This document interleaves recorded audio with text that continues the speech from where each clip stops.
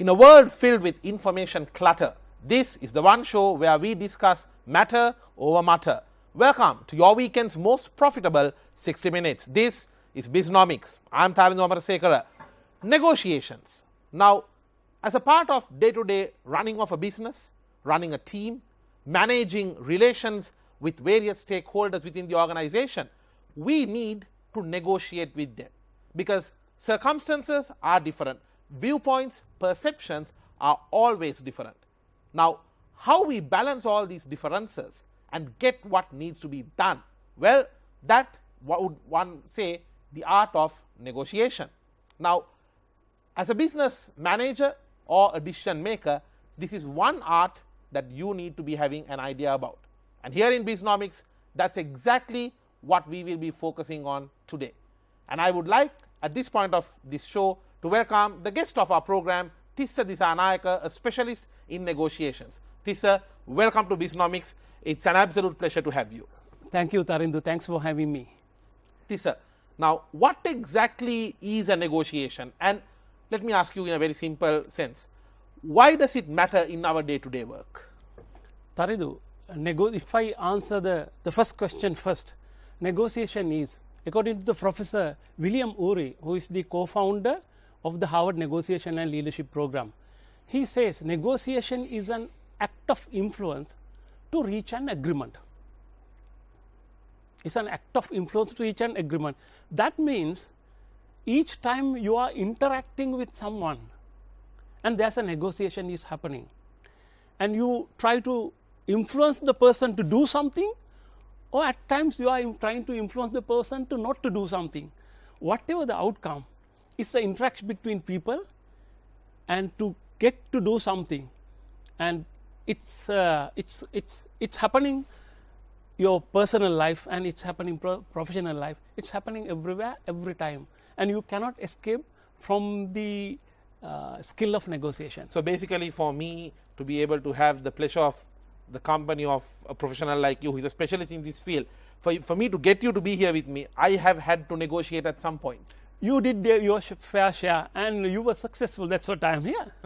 So, though we don't always realize it, whether we know it or whether we say it or not, most of the time we are negotiating. Absolutely. Not most of the time. The day you are born to this world until the day you are gone from this world, and you are compelled to negotiate. We say it from birth to death. Birth to death, you negotiate with, when you are a small child, you are an amazing negotiator. You negotiate to get everything what you want, from your milk, from the toys, from clothes, bicycles, tricycles. Remember that, when you were small? Yes, it was very easy to get things. Very easy to get things. Remember, you are an amazing negotiator. Why I say that is, you managed to negotiate to get everything without having a single cent with you. Because you knew what value to trade off from your parents to elders, your grandparents, the people around your life. So by nature, my interpretation of negotiation of a human being is by nature and by birth you are a great negotiator. But unfortunately, only few people rediscover your ability. Interesting viewpoint. I am helping individuals, corporate managers, and organization to rediscover that negotiating in them. Why does, I'm coming back to this question again, why does negotiation skills matter when in our day-to-day work? Let's say a business manager or a business owner who is watching this show. Why does negotiation really matter to them? Tharindu, especially let's take a senior manager who is running an organization or responsible for department or section, SBU, Business Strategic Business Unit. Most of the time, these senior corporate leaders fail not on their merit, not on their ability, but on the process. The way, because they know what is to be done and they have the skills. What they lack is the negotiation skill to get their point across and get the things done from the other people. This is where they feel. If you improve your negotiation skills, it will help you to be to reach an outcome that you desire. whether it's a profit or whether you wanted to say someone to yes or no, whether you want to get more volume, more recognition, more credit respect, time. more credit time, whatever it is, it's about how you negotiate.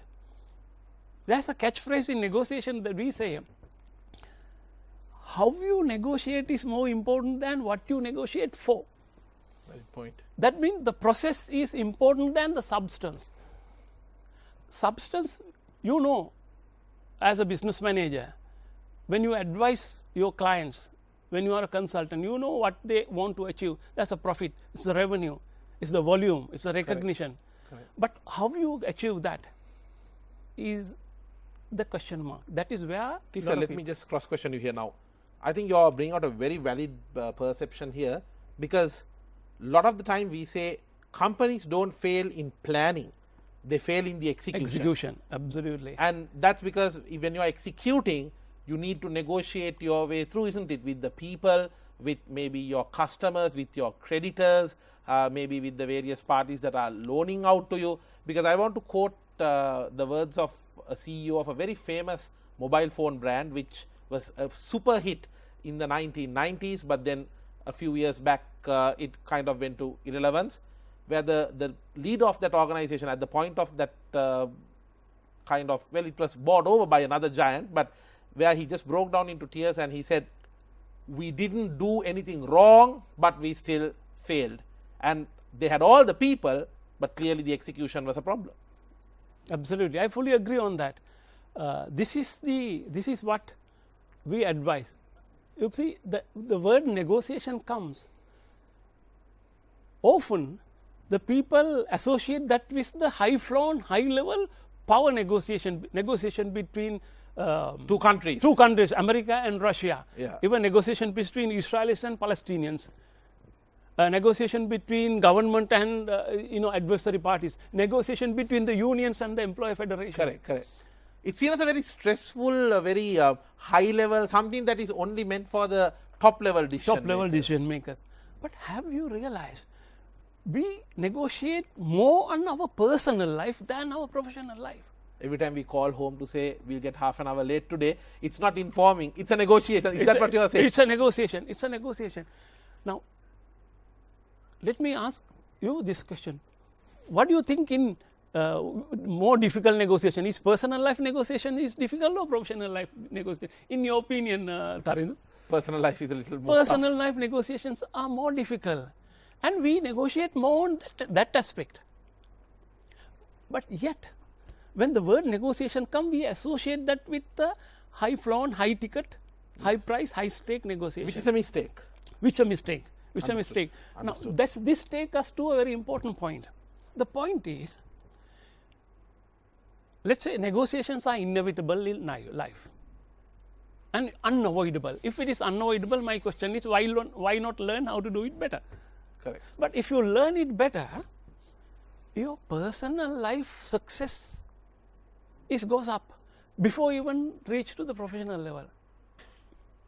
Your negotiation between your spouse, your parents, your kids, high pressure negotiation between kids, husband, wife, friends.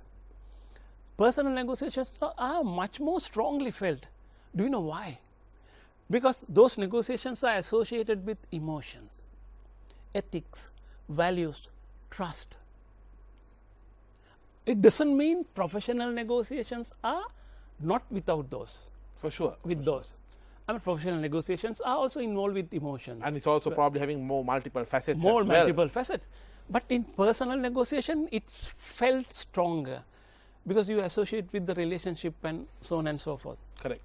I want to ask about this further. Now, what you are saying is that negotiations is not something that is only limited to a few separate instances, but it's more of a day-to-day thing.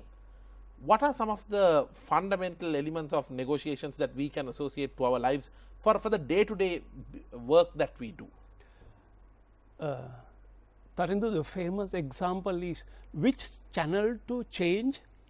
Although I have the remote controller in my hand, what channel to change in the TV is a Negotiation. powerful negotiation. It's not powerful negotiation. Maybe the son wants to change to the action movies. The wife wants perhaps cookery show. Daughter wants perhaps TV, teledrama series. And you want news. I want news. I want news. So it's a very powerful negotiation from home front. It's the validity of the negotiation skills is immediately felt if you improve it. Understood. Now, for me as a professional, how important is negotiations, and what do I need to know about negotiation skills if I am to negotiate better with my, let's say, with the rest of the organization? Taridu, I advise the people who seek my expertise to focus on 4 areas. All right. And this is the 4 area that I used. I developed a model because I was called upon to share my knowledge. So I developed a model. Excellent. What you are creating knowledge. I created knowledge because thanks to my mentor, one of the great marketers, gurus that I associated with, Professor Udita Liyanage. In my days in MBA class, legendary marketer. Sad loss of the country. Sad loss of the country for industry and for everyone. He said in my classes a long time ago, don't ask me when, you will guess my age. He said, associate with all the knowledge around the world, in the world, but you create your own original version. When I try to share negotiation skill knowledge, I found brilliant work has been done by the academics, practitioners, the bit and pieces here and there. Then I wanted to bring it under one model. Then I created a model, negotiation model that it looks like a house. Nice. It looks like a house. It's called the Boston Negotiation Group model, BNG model. That's my brand name associated with that. We advise focus on 4 areas if you want to improve. First area is the fundamental preparation. 70%, let's put it in safe way, more than 50% of your negotiation success is attributed to the preparation part. Wow. That is, you have no excuse. You can't say I failed during the negotiation process because you have to find time to prepare yourself well beforehand. Sounds a little bit like the case for a lawyer, because it's not at the court, it's the preparation that really gets him the win. It's a preparation part. That's, remember, more than 50% of the negotiation success is attributed. That's one part. Then there are 2 pillars. One is the skill, the other one is the tactics. This is where most of the models and the negotiating learning people mix it up. I found the things were all over. So I wanted to put in one place. You need to improve skills, basic skills as a negotiator. You know, in communication, negotiation, and all those decision making, there are dozens of skills. What skills are more important to a negotiator? Through my 25 years of international negotiation career, doing negotiation over 30 countries, I have refined that to 4. Understood. I call it a LEAN, L-E-A-N. It's an acronym. Nice. It's not that literal meaning of lean. Leaning is continuous improvement. These are the 4 skills you need to be good L in mean the listening, deep listening. E mean empathy. A associate with the assertiveness. N mean non-verbal. Body language that you and I know about. Understood. So, as a negotiator, if you could improve listening, empathy, assertiveness and non-verbal communication, amongst other negotiation, other skills, you have the edge during the negotiation process. That one part, you have the preparation, you have the skills. These 2, you need to improve it, prepare it well before you meet your negotiation counterparts. Before you execute the negotiation. Before you execute. Understood. You have no time to practice when you reach the pitch. You have to practice on the net. Interesting. Tissa, we are going to come into this into more detail. Right. Well, what are the other skills you need in order to be successful in negotiations, and what are the common mistakes to avoid? Let's find out about that and more after this short break. This is Bisnomics.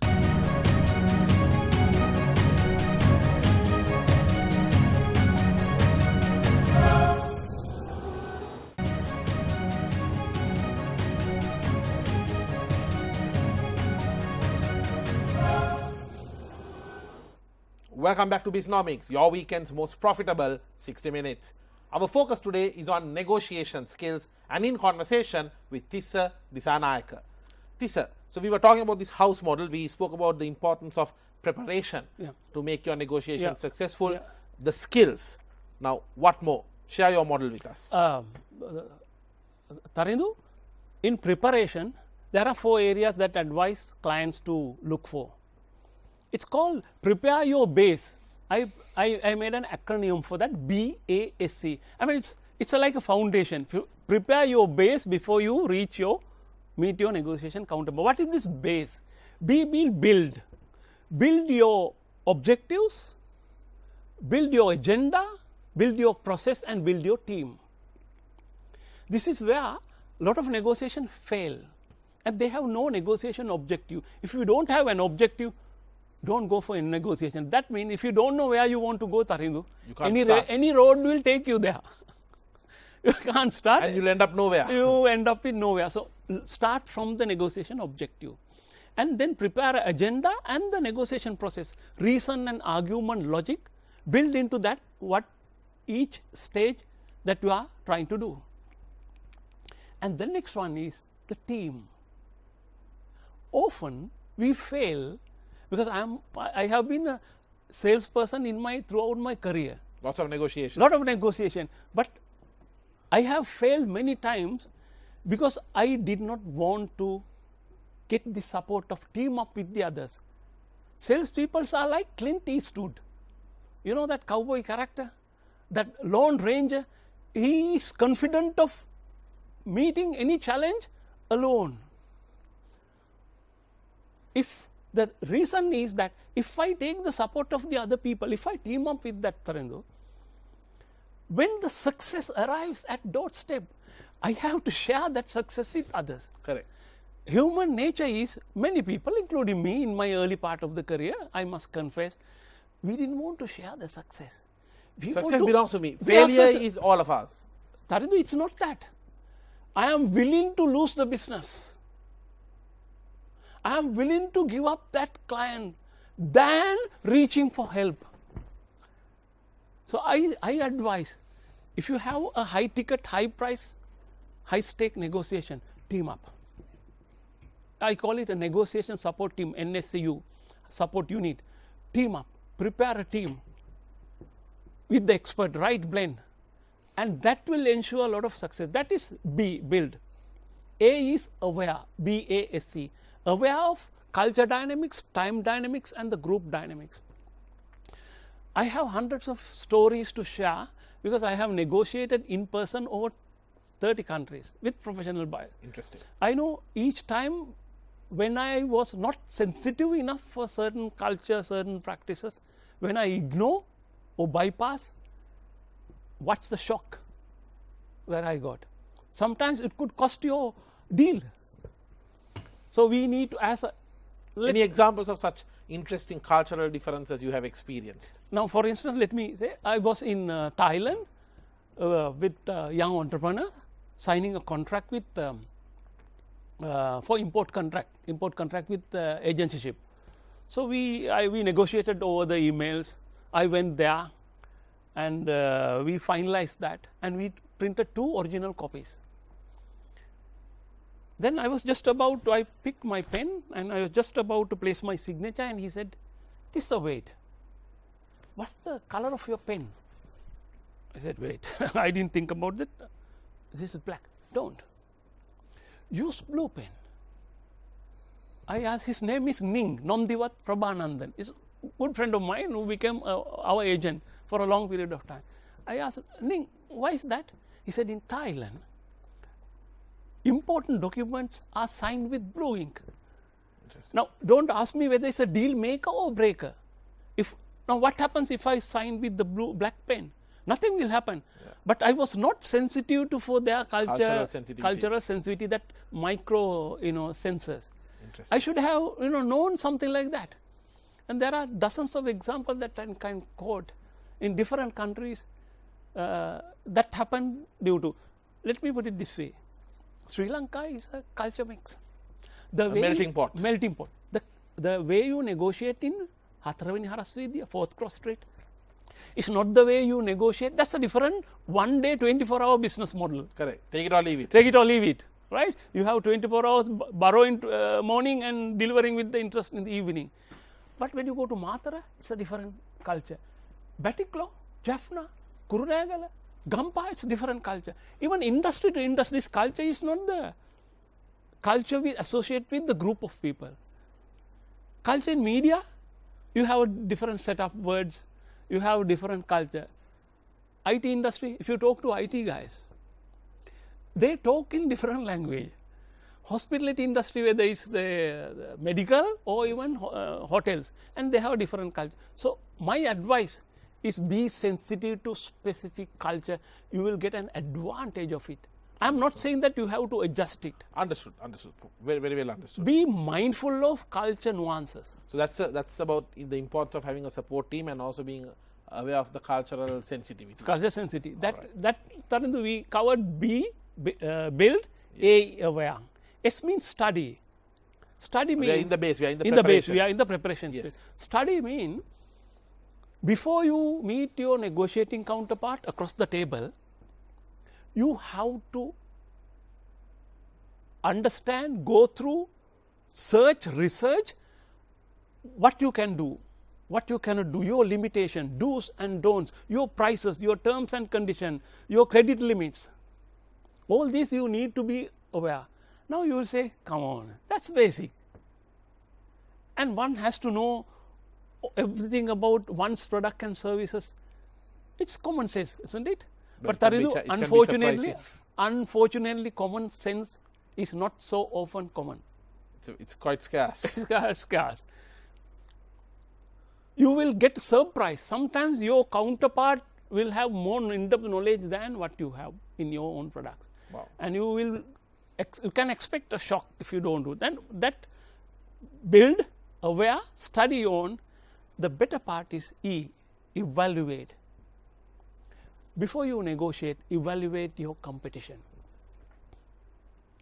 What is competition? Competition means if someone is trying to meet you, he's trying to sell something. What are the other substitutes? Who are in the same industry? How much of price that they are offering? What you already have. Evaluate all those before you meet that person. Understood. Because when you have the in-depth knowledge about whom you are negotiating with and their competitors and their industry, and you have an edge in negotiation. This is what Sun Tzu said, those who sweat more in training will bleed less in war. Bleed less in war. So absolutely. if you put more effort in preparation, you will lose out less in the negotiation. Now the best part is the last. In that evaluation, you have to make ready for term called BATNA. BATNA, B-A-T-N-A. Okay. BATNA is a term coined by Professor William Ury and Roger Fisher way back in 20-30 years ago in their seminal book, Get Into Yes. BATNA. The BATNA, what BATNA says is B stands for best. A, alternate to a negotiated agreement. Best alternative to a negotiated agreement. That means if you cannot agree with your negotiating counterpart on this table right now, what is your next best option away from this table? Understood. Critically important, away from this table. What is, now assume I am negotiating with you for something. It's on a price matter. In a price matter. And you say, Tissa, this is 5 million, take it or leave it. Yeah. And you're saying no, 4 million. No, I asked you 4 million and you said, no, this is 5 million, take it or leave it. Okay. Now, 5 million, is it a good price? What shall I say? Should I agree with you? Should I say yes or no? How do I know that? In order to say yes or no, I must have my next best alternative.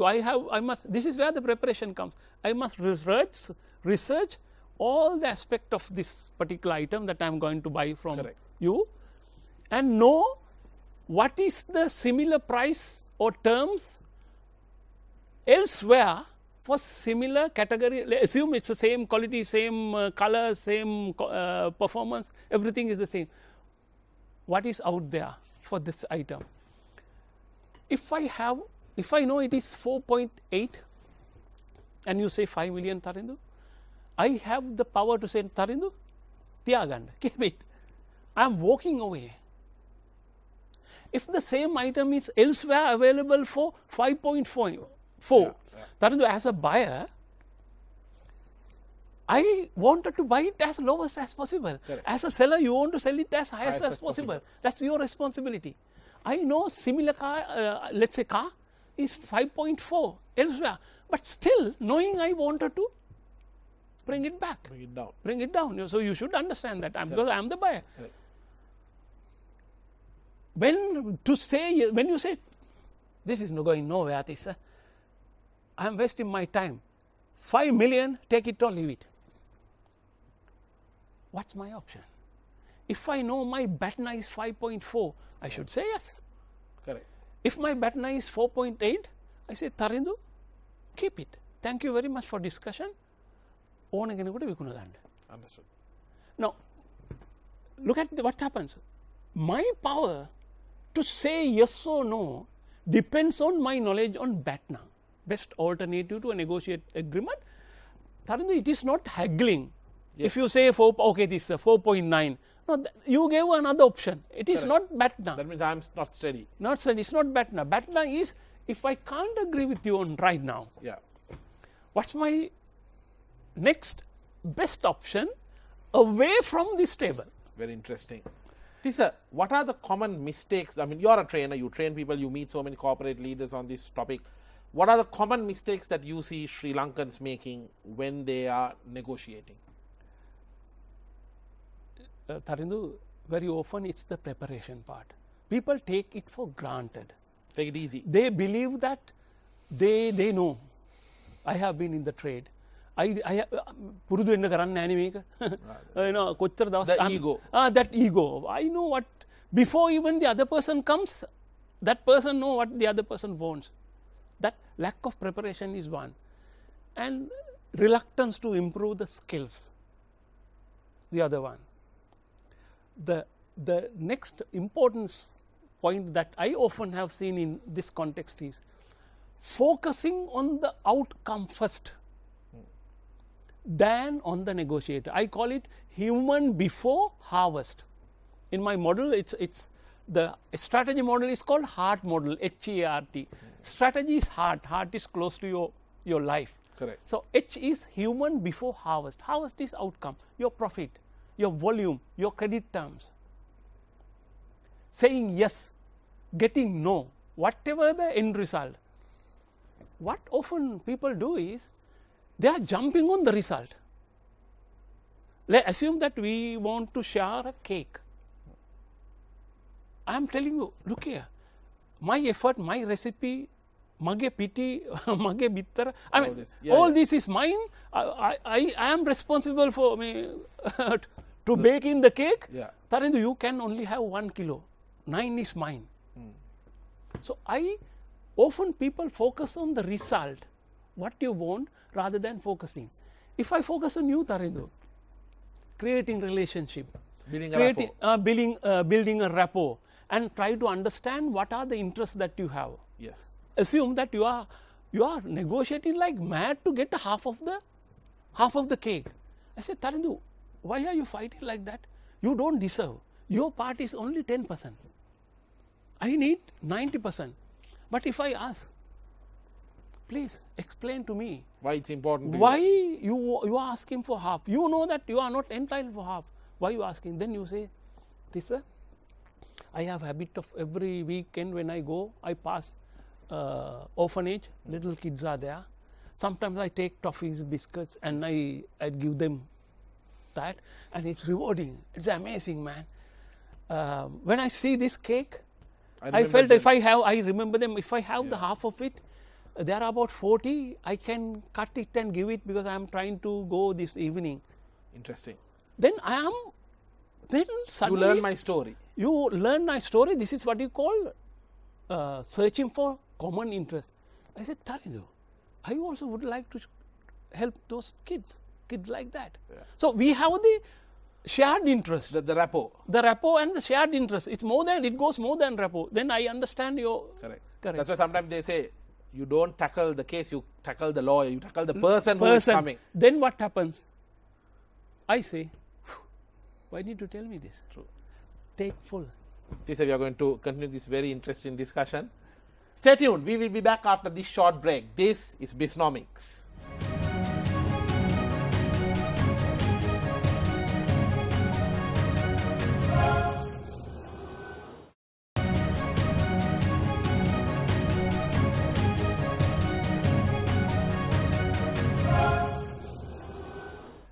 Welcome back to Bisnomics, your weekend's most profitable 60 minutes. Our focus today is on improving the negotiation skills, a skill which is quite underrated and underestimated, but essential for any manager, team leader, or business entrepreneur. And joining me for this discussion is an expert in the field of negotiations, Mr. Tissa Disanayaka. Tissa, now let's talk about a different type of negotiations, trade unions. To a certain extent, ends up being a nightmare for some of the business leaders. They like to avoid it as much as possible, but sometimes there is no choice.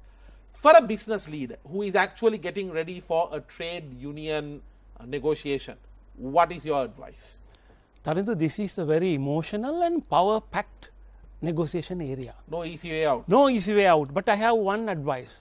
It's a simple thing that could change the perspectives of the negotiation with the unions. Try to write the victory speech of your negotiating counterpart. Let me repeat. Try to write the victory speech of your negotiating counterpart. What that person will say at the end of the negotiation. Now assume if you are representing employee federation and you are negotiating with the union, yes, very powerful union. As an employer, can you write the victory speech of the union leader? You know what it takes? It takes you to dive deep into their pain, their issues, problems, what their interest, their demand, and their mindset. This, you need a lot of empathy to do that. If an employer wants to write the victory speech of a union leader, he has to view it from their point of view. This is where the skill, remember that lean skill, listening and empathy. Empathy of this speech, empathy of the negotiation. If you have the empathy, you are able to view it from their angle, their perspective. It's not that easy, Tarindu. You have to go deeper into their problems, what they are looking for, why they are demanding, is they have a genuine case. Often, why this trade union negotiation fail is the stereotyping. Before the union people come to the negotiation table, employee already know what to say and what they are demanding. What is important is this prototyping. Decide the merit of each case. Forget about history of the union, whether they have supportive or destructive.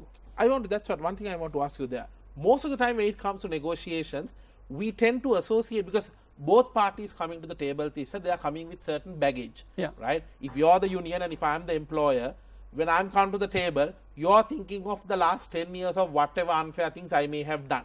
And I am thinking about the last 10 years of instances where the employees have not supported something of the company, isn't it? But that baggage we bring about with us sometimes tend to be so heavy that it breaks down the purpose of this exact negotiation. Am I right? Tarindu, negotiation fails even before reaching meeting person to person. In the mind. In the minds, and they are playing it prelude to the negotiations. If this not happen, we will close the factory. That was the message that they sent, which is prejudice. Both parties need to be mindful and be open-minded. This is where the empathy plays. If you want a great negotiator, get into the other man's shoes and see it from their angle. You know, the famous emotional intelligence guru, Daniel Goleman, said, empathy is your ability to understand the emotional makeup of the other. it doesn't mean that you have to be nice every time. Correct. But you understand. You have to understand what's going on in their mind, and it's a advantage as a negotiator if you can understand the mind of the other person. Understood. You don't have to take the responsibility for their emotions. Yes. But just Understand. It's called the perspective taking. Understanding them is one aspect. And then when you come to the table and when, let's say, they are throwing their demand, let's say they are throwing very unfair demands, maybe asking for very high salary increases at a time that the whole economy and the company is really struggling. I'm sure this is nothing new. You face these very regularly. Yeah. What do you do? How do you keep your face calm and straight in such circumstances? Taranju, very simple. Smile. When you smile, 40 odd muscles are activated and it releases dopamine, and that gives you a positive outlook and confident look, and that also create the mirror neuron of the negotiating counterparts also activated with that, and they also feel the positive feelings. Interesting. Often, the moment we enter to the negotiation room, we call it a battleground. So they call it a battleground. That room, the smile disappears. Yes. The tension, the pressure. The tension, pressure, smile disappears. The other one is making the proper eye contact. And they don't make the proper eye contact. When you don't make a proper eye contact, the trust factor diminished. One of the key elements of creating a trust is, in negotiation, is the making proper eye contact. Smile, making a proper eye contact. And be a good listener. Listen well. Listen well. Start with these low-hanging fruits. Before even think about demands, 21 demands we are very famous with, Viseka, Illim Viseka. Before that, just smile, make proper eye contact, listen, greet well, treat them well, build a rapport. And they say every time something is agreed upon, appreciate it and recognize, isn't it? Yeah. I mean, you show that it was a valuable discussion. That's an incremental positiveness. Another reason why they failed is, Tarun, if you look at the most of the negotiations that happen in the industry, whatever the industry they are, there are 90% of the demands, or they call it points, that everyone can achieve, or they can agree. We call it a common and joint interest, shared interest. But there are only 10% or 5% that both parties cannot agree. Correct. We throw everything out based on that 5%. My suggestion is, agree where you can agreeable. Start with that, because that creates the positive environment. Excellent thoughts. And then build upon step by step. And once we reach that difficult 10% or 5%, most of the other areas are, your perspectives has been changed, how you receive and view each other has been improved. Even if there are genuine difficulties on agreeing certain things I cannot agree. Yes. And you can still conclude the negotiation without, with the future date to continue, or without having any difficult feelings. Tissa, tell me a little bit about sales negotiations. Now, let's say if I'm going for a sales pitch, though we say it's a sales pitch, it's a sales negotiation. Now, it's a negotiation. Yeah. What is your advice? I know you have the framework, but anything specific for salespeople? There's this famous talk where they give the pen. I'm sure you have experienced it, where they give the pen and say, "Sell this to me." Yeah. So, what is your, actually, this is something I want to ask as well. How do you tackle those sales negotiations? Tarindu, what happens in sales? I have been a salesperson. I have worked for number one in that industry. I was from shipping and logistics. I worked 15 years for world number one. I know how. It's B2B. B2B. And there, the most of the salespeople fail. They are trying to sell more than what they could, what the value. Never promise much more than, if the product is not up to that standard, don't try to oversell it. If you have an issue with the product, fix it. If you have issue with the service, fix it. You cannot sell the product that doesn't work. You cannot sell a service that doesn't perform or deliver. Understood. First thing that we need to do is, remember, you are not here to sell everything. Understand weaknesses and the strength of your product or the service. and find out what positions you are in, and then take your approach. In my good old days, when I did my CIM marketing, they said negotiation is a part of sales process. But when I went out to real life situations, international negotiation, I thought, wow, negotiation is life. Correct. Negotiation is life. The sales is a part of that. Let me quote a very famous and very valid quote from Dr. Chester Karas, one of the negotiation guru. He said, in business as in life, you don't get what you deserve. You get what you negotiate for. Have you got what you deserve in your life? Your salary, your bonus, your perks, your increment, your recognition, love, care, security, respect. I didn't. I had to negotiate the way. That's why in our not in our language, but in this part of the illuwe nattang hamba wenne, Correct. ahuwe nattang denne. We hear that all the time, even in the corporate world. In the corporate world, illuwe nattang denne, ahuwe nattang hamba wenne. It doesn't mean that if you don't negotiate, you don't get it, although you deserve it. It's true to my life. I believe it's true to your life. Absolutely. And the others' life as well. Absolutely. This on the final note, we mentioned about building rapport in doing negotiation, because as you said, before you get into the table or rather get going with the discussion, it's about how you build that connection. Right. Now, when you come to a table to negotiate, what are your advice to anybody who wants to build a psychological rapport with that person? Is there anything that you can do, a few psychological tricks, a few mind tricks that might actually work? Yes. Very good question, and it's a very important aspect of negotiation. People like to negotiate with people whom they could trust. Let me substitute another word. People like to do business with people whom they could trust. Trust is a factor that you need to build across the table. Whether you are meeting a familiar, regular client, key customer, or whether you are facing a first time. Now, how do you build the trust? Jeff Bloomfield, who did a lot of research about this aspect, he says personal trust, professional trust is a big subject that I can conduct one day workshop on that trust aspect as well. It's a huge subject. Correct. But now trust takes time to build. Trust takes time to. Now let us give the viewers some nuggets, some quick some gem or diamonds that they could immediately apply. Let me term it as the term that I want to do is the work in trust. How to build the work in trust. First point that I suggest is, when you meet across the table first time to negotiate, smile. I don't want to do business with grumpy people, bummatta, like yes, square faces, grumpy people. Probably you don't want to, and we don't trust that. And that's a human instinct. Something hiding, something not right. Still waters run deep. Still water runs deep. We don't feel that chemistry right.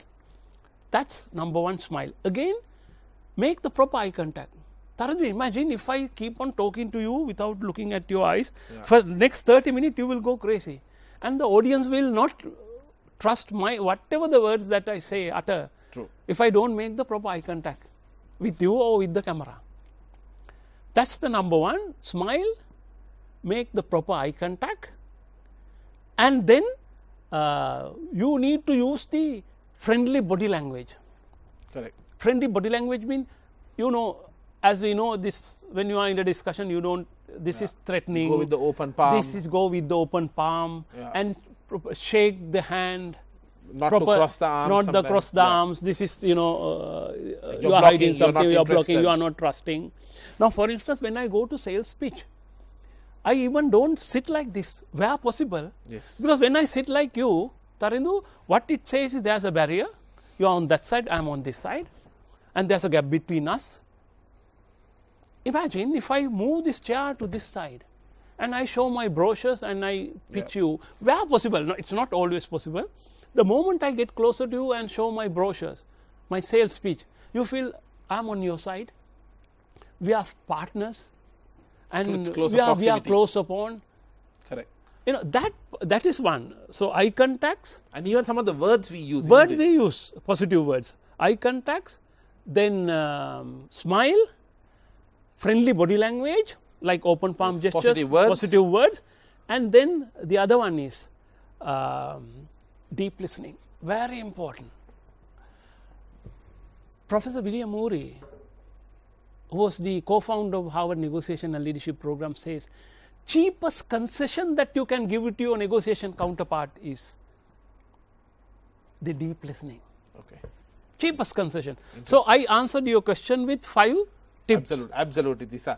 I think we had a wonderful discussion, especially focused on negotiations, how to do it, some tips and tricks, trade union negotiations, sales negotiations, and why negotiations matter to our professional lives and also to our personal lives. I think that was very insightful. Thank you very much once again for having joined us and sharing your thoughts. Wish you good luck with all the future endeavors. My pleasure, and thanks for having me once again for this program. With that, we wrap up today's episode of Bisnomics. No matter what business you may be in, make sure it's a profitable week ahead and negotiate your way through. Because in life, you don't get what you deserve, you get what you negotiate for. I'll see you with the next episode.